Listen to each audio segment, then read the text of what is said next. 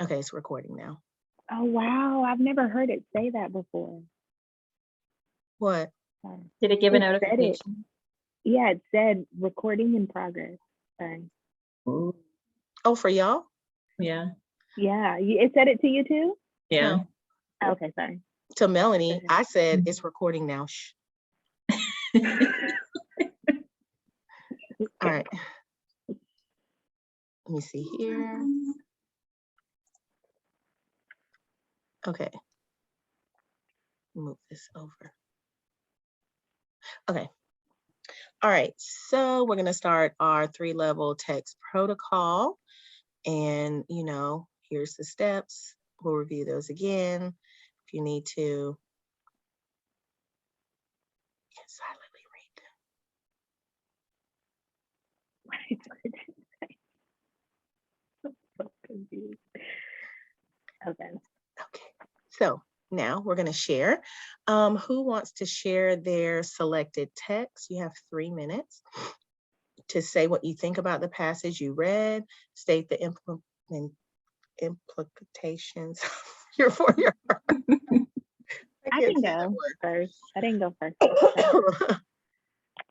Alrighty, mine is on I think at the bottom of 132. It's tips for inclusive classrooms. Can you hear me? Yeah. Okay. It says it is common practice to pair a special educator with a subject-specific teacher in many secondary classrooms, but we have found that few schools provide structures or training for effective use of this arrangement. It can often feel like the subject teacher is in charge and the special educator is more like an aide than an equal partner. We've also seen many teachers view the special educator as the one to solve the problems with students who learn differently. This should not be the case. The goal of the relationship between a general educator and a special educator is to build the general educator's own capacity in reaching all students. The special educator should be working to coach the general educator on strategies and when to employ them. Their collaboration could alternate between co-planning, offering feedback, and modeling lesson plans for students. After a few co-planning sessions, the general education teacher should have collected enough strategies to be able to plan for accommodations on his or her own without the special educator present. Oh my gosh, that was a lot. I chose that one because I feel like, unfortunately, I was one of those teachers who a couple years ago was my first time having a co-teacher, and I didn't have really any experience. It was a new school, new process for me to have the special ed children in my class. And I had 2 co-teachers, one for reading and one for math. And I just feel like I didn't have any training. I didn't know what to do. Like, I just was kind of thrown into it. And sadly, I feel like it was such a disservice to the students. Like, I did the best that I could. And the co-teachers that I had were luckily really experienced. But then again, I feel like I did what the text said. I looked to them for all the answers. Like, because I know how to work with kids and I've worked with special education children before, but to have an inclusive classroom, I never had that before. So I was kind of thrown into that and I didn't really receive much support. And it just made me feel like I didn't know what I was doing. And so when the book said, it should be a plan, it should be things that you're able to do, I feel like we didn't get to do that. And I think that's the problem with a lot of people, a lot of situations like that, is they put you in these situations, but they don't necessarily prepare you. And I think they should use people's strengths. Not to say that I couldn't do it, but I just kind of was thrown into it. And I feel like that is something that has to change in order to meet the needs of all of our students, and not just like my general education kids. Like, I would give them more opportunities, but it just didn't seem like it was effective. And then COVID hit. And so it's like, I wish it could have gone another way, but I would really like to, in hindsight, know how to have handled that situation better. So it kind of made me be way more reflective as that was a very tragic year. Okay, Melanie, I'll let you respond. Alrighty.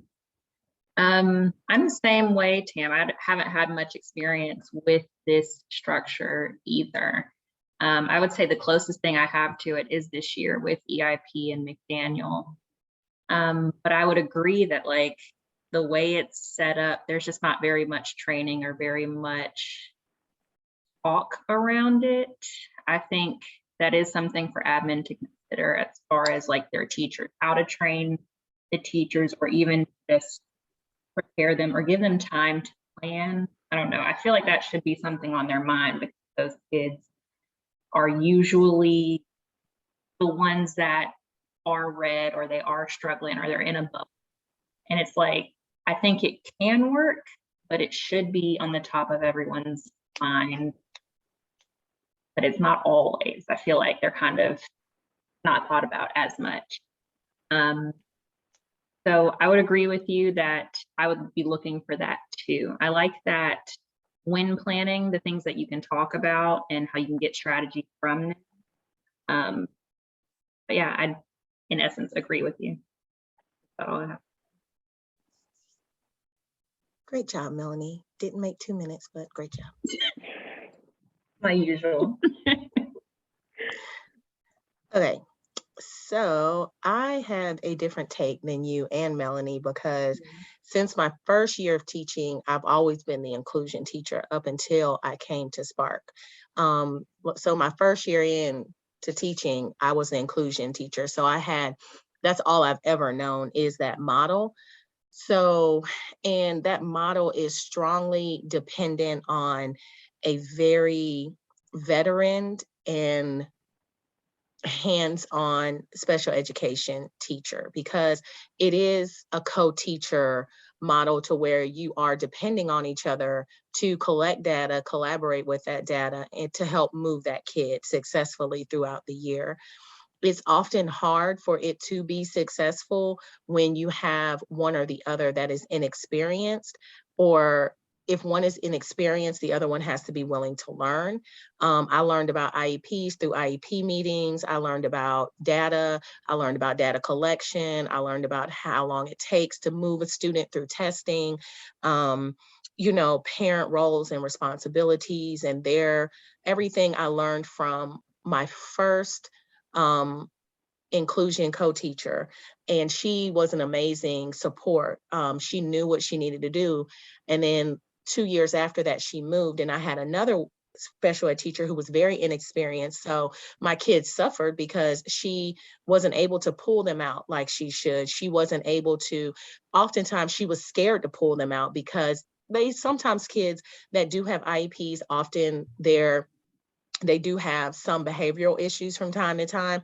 So she didn't want to pull them out because she was scared that they wouldn't behave with her. So they never got that one-on-one instruction outside of the classroom and those distractions. So I think it's like one of those models that it does need to be taught on both ends, for like, if you're an inclusion teacher, if you're the co-teacher, like you're the one in the classroom with the kids all day, you need to know what to expect, versus a special education teacher needs to know what they need to do in order to make it successful. But I think oftentimes the kids suffer in those models because of the fact that one or the other doesn't know as much, or one or the other is inexperienced. But when you do get a good collaboration, it is so successful for the children in that classroom. And so I think I've seen it done several times, and I've worked with several people throughout the years. And I'll say for the most part, most of the teachers that I had worked with were very experienced, but when I got those few inexperienced ones, those were my hardest years, because you go into IEP meetings, they're not prepared, your data is different from their data. You know, you're kind of like talking, and then they don't have those same talking points as you. So it's very, I think, important that, like you said, people are trained, but there's no class for regular classroom teachers to take in college or PD. It's just like, oh, okay, we're gonna make you the grade level inclusion teacher, Melanie. Don't worry about it. The special ed teacher does all the work. yeah, they do all the IEP work, but you still have You to still have to teach them. and collect data, and data Mhm. collection is very important for those students as they move through for each IEP, you know. But I was able to, luckily, because Kaylee had an IEP from kindergarten to 3rd grade, I was able to see the teacher side, the parent side, and then also kind of work in collaboration. So I think I had a lot more experience than some teachers, but this was the first time I've not had special ed kids, and I'd be missing them. I'd be like, I'll take it. I'll take the class because I love it. But anywho, all right, Melanie. I got you guys. 3 minutes, you got this. I got it. I'm on page 122. The importance of teacher expectations and relationships. And I chose this because I feel like me and Samantha talk about this every day with our lovely, lovely kid, Layla. I'll read the first paragraph and then I'll go into my thoughts. But there is an overwhelming amount of research that tells us how impactful adult expectations can be on student achievement. And they included Marzano, and every time I see Marzano, I think about Mosley because I just hear her things. Oh my God. I love Marzano. I do. Marzano says, it's heart-wrenching, and we almost wish we didn't have so much power over students, especially based on often unconscious assumptions. Decades of research demonstrates that the interlocking factors of race, social class, and gender frequently lead to teachers making unconscious predictions about students. We mispredict what students are capable of, and this can quickly become a self. That sounds really like, what's it called at the end? Like really gooey. But this makes me think of Layla because she just came to us this year after having a tough time with her previous teacher. And so it was really important for both of us from the start to build a relationship with her. And it's just funny that this is like a passage that pops up and that it's research based.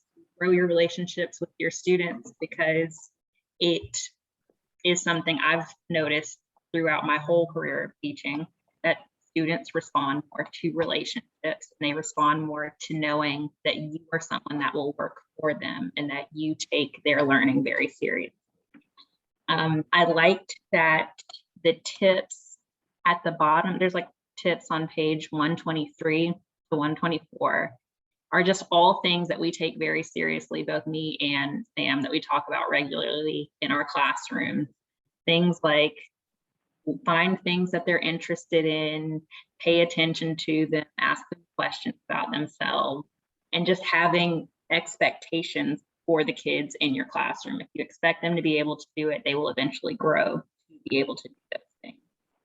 And it just made me think of Layla and how she tested recently in both classes. She came to us.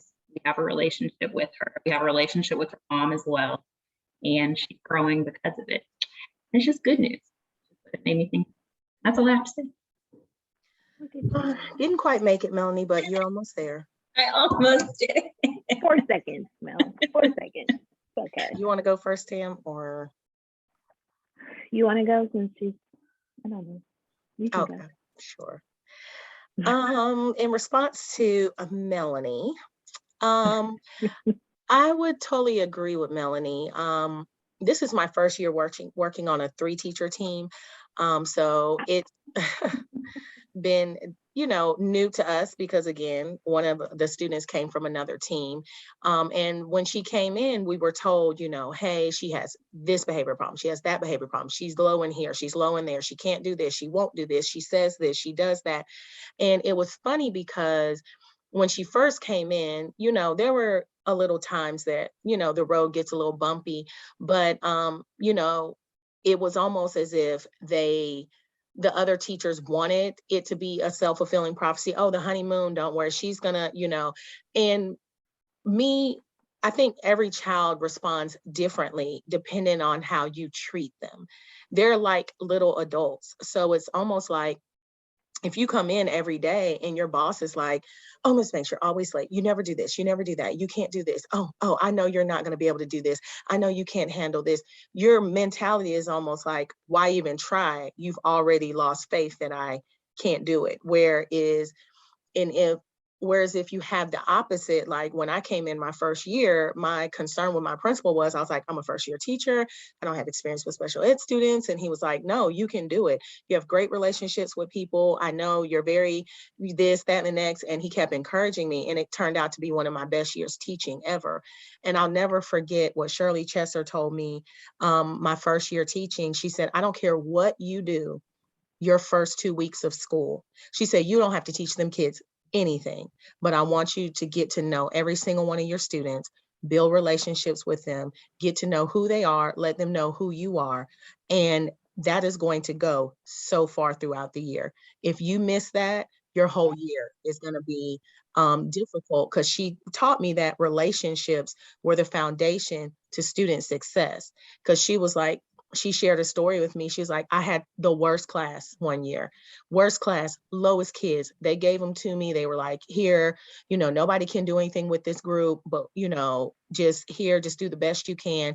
And it was kind of like a me and Melanie situation where the kids started scoring, much better than they had done in previous years. And she was like, because she got to know them and she got to know who they were, and she showed them that she cared about them. So then they cared about her and didn't want her to not look good as a teacher. So they performed, like 10 times better and tried so much harder because they had that respect for her, because she had that love for them.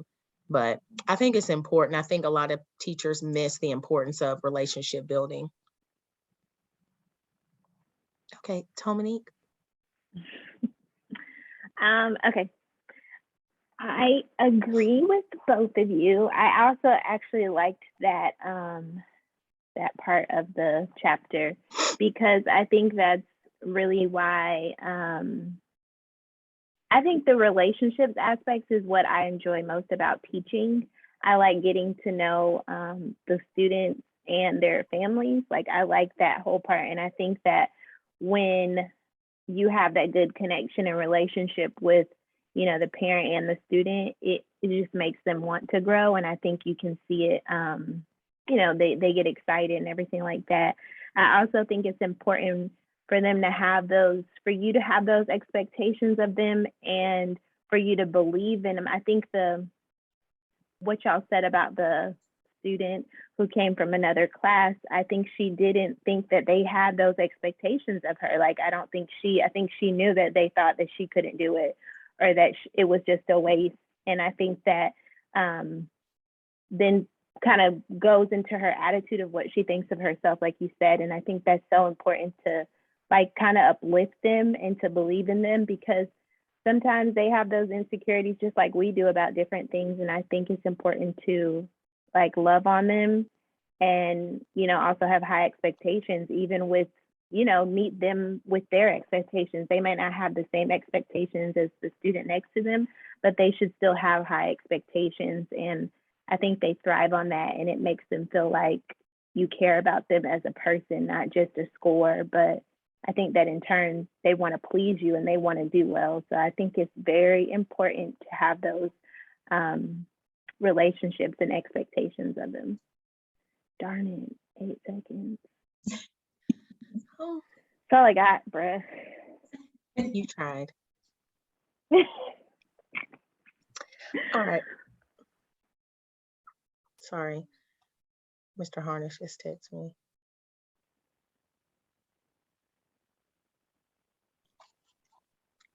Okay.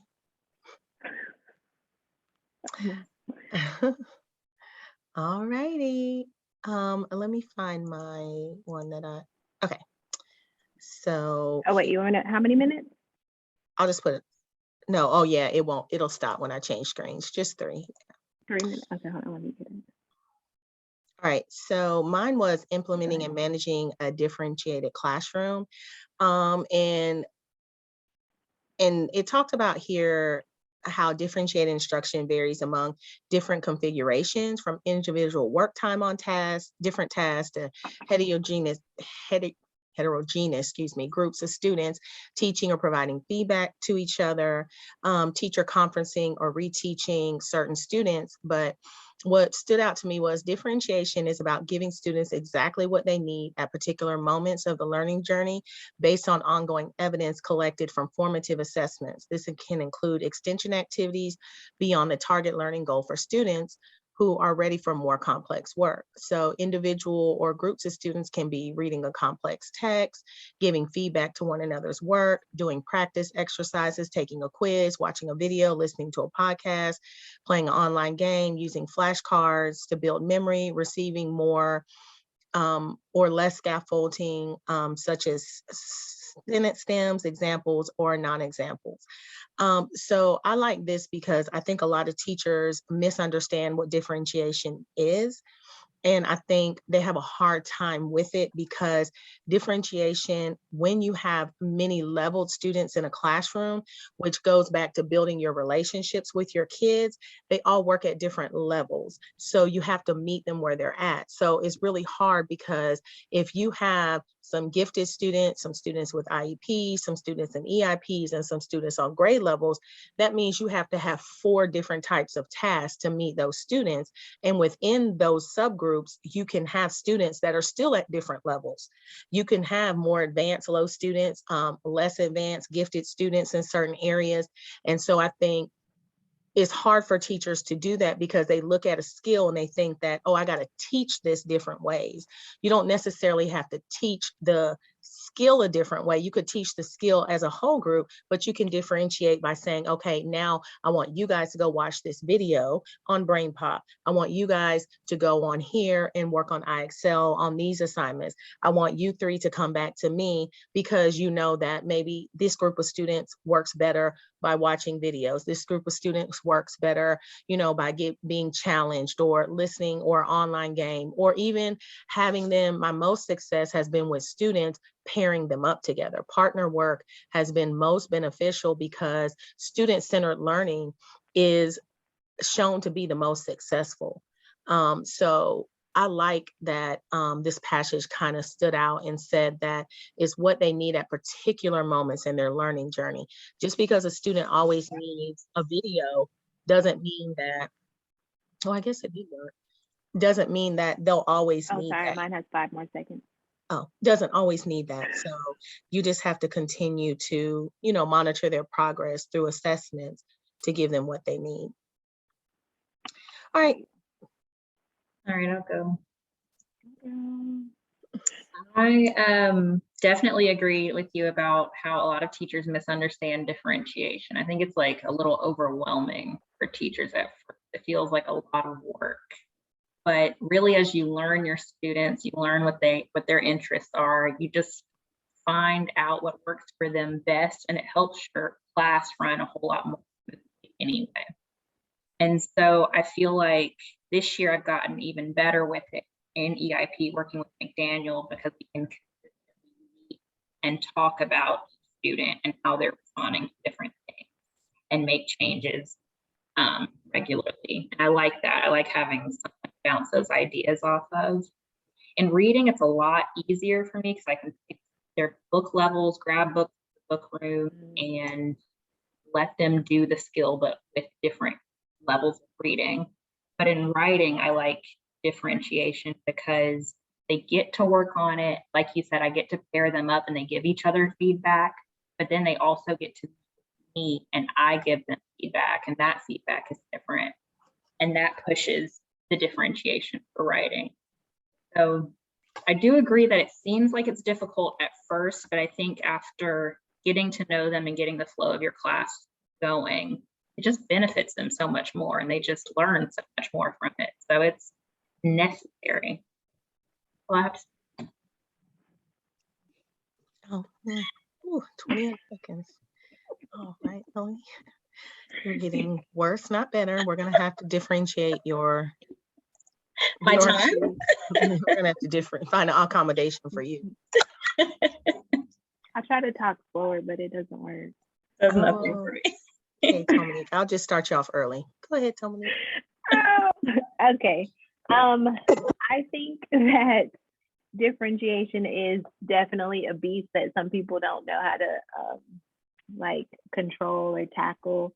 But I think that it's actually easier once you realize and understand that you can differentiate many different ways, because I think it'll come a little bit more naturally to like the flow of the lesson, because you'll see from your responses and even from the students, like how their body language, if they're paying attention, if they're off in space, you'll start seeing what you need to do when you need to do it. So it's like I think if people were given more I guess autonomy to know that it's not just differentiation, isn't just this person doing this assignment, this person doing that assignment, and so forth, that they would be able to feel more comfortable about differentiating with how they present the lesson, whether they're like you said, partnering up or whatever. I think teachers will feel more comfortable with differentiating if they were given more autonomy to know that, okay, it looks different. Not this is what it's going to look like. This is what I should see when I come in your classroom if you're differentiating. And I don't think that's fair, because you can differentiate a lot of different ways. And I like what the book kind of said about it. Differentiation is exactly what they need when they need it, like at a particular time, because that just shows you that there's endless possibilities to how you can differentiate depending on your students in your class. And yeah, I agree with everything. I'm pretty much out of things to say. Okie dokie. I tried. All right. So after all members have presented, share important, interesting ideas around changes in teaching, coaching, administrative practices. And as we debrief, I guess we can think about anything surprising arise in the discussion. Did anyone have different interpretations of the same passage? Silently reflect in your journal. We can do that later on. Okay. I don't know. Did anybody want to go first? Did anything surprising arise in discussion? I don't know if it was surprising, but it's the whole teacher expectations and things like that kind of tied into the last chapter, and like what you expect and things like that. So that was cool that it kind of summed back up about the behaviors, the teacher behaviors, and the expectations that you should have for all your kids, not just the high ones, the low ones, and things like that. Yeah, it just shows how important that is. I think they keep book. Mm-hmm. I don't know if, well, it wasn't surprising, but it just, I don't know if maybe it was just new, maybe not new for me, but the whole finding training for teachers that don't usually have that type of class. I don't know, it's got me thinking about solutions for that. I don't know if I have any solutions for it, but it's on my mind. Yeah. My co-teachers were really good that year. They were really helpful, but it was very overwhelming. Like I had 6 kids who were, had an IEP, and like 2 of them were autistic, and it was just from someone who I had been teaching for a while. Yeah. But I think at that point, that was my 10th year teaching, but at the same time, I had never been like submerged in a situation like that. Like I didn't have that experience like Sam had. So, and then it was a new school. So learning the new school, and then I was injured. And then it was just too much at one time. And it was very overwhelming, and they did the best that they could to help me. But I'm not really sure that like from administrative type, I'm not sure if they were very supportive in that sense. Like the professional development that they sent me to had nothing to do with that kind of thing. And I never said that I had experience. I mean, it turned out okay, but it was just like, I wish I could have done more. Yeah. And I've had experiences, and a lot of times, sometimes when you have experienced teachers, you tend to get put in situations that often are not necessarily supposed to happen because you don't know. I know on another grade level, because we had several, special education teachers working with different grade levels. And on another grade level, one of, my friends had mentioned to me, she's like, yeah, something was happening in her class, and it was a number of students that she was teaching. And, I had mentioned it to the other, special ed teacher. She was like, yeah, they can't do that, but because she was inexperienced, she didn't know, that she Mhm. wasn't supposed to have that number of students in her class, Mhm. so she was just like, okay, I guess this is what happens. So I think that, you know, I find it interesting that that is the common thread in most schools when it comes to the special education department. And I think that's why they have such a high turnover rate for teachers, Mhm. special education teachers specifically. Because when I worked at one school, we housed the EBD unit for the county. So Wow. I was the inclusion teacher for fourth grade. So when those students were transitioning back, in addition to my students that were already in my class, I had the EBD students come, and they would come sometimes, some of them had part of their IEP was that they would have a escort with them to sit with them just in case, they didn't do things well, but then some of them didn't. So it was like a lot for me, but that was, I think, my third year teaching when I had the most difficult year, where I had a very high functioning autistic student, but he really needed to be self-contained, but his mom didn't want him to be, and that was fine. But he took up so much of my day and the special education teacher's day that a lot of my students suffered. So then I had a reading group where they, brought in the EBD unit. So I had like 6 autistic students there, my special education teacher, we had a pair in there, among other students who had other issues, learning issues. And I had some EIP students, and it was just like a 3-ring circus going on. But I Mhm. mean, luckily at that time, I was well versed enough to handle it. But, a first year teacher may have buckled, or a teacher that's inexperienced or don't have the patience would have, buckled or whatever. But I do think teachers need more training in that area for inclusion versus I just, think if they had it, they would stay. Like you said, they would be able to keep those people in those positions. Because yeah, that's the only thing that was overwhelming. I mean, you don't fault the kids for the things that they have going on, but it's like, what am I supposed to do? I'm supposed to do this, and then I still got these kids, and then I got gifted kids, and then I got these kids. It was just, even though you had all those people in your classroom, it's just kind of like, whoa, how do I keep yeah. up? It's differentiation on another level. And Mhm. so, and a lot of people don't realize that, when when the special ed teacher comes in, she doesn't work on the skills that you're working on in the classroom. And Right. that's the misconception that, oh, Mhm. okay, well, he doesn't get multiplication. Can you go to your class and work with him on that?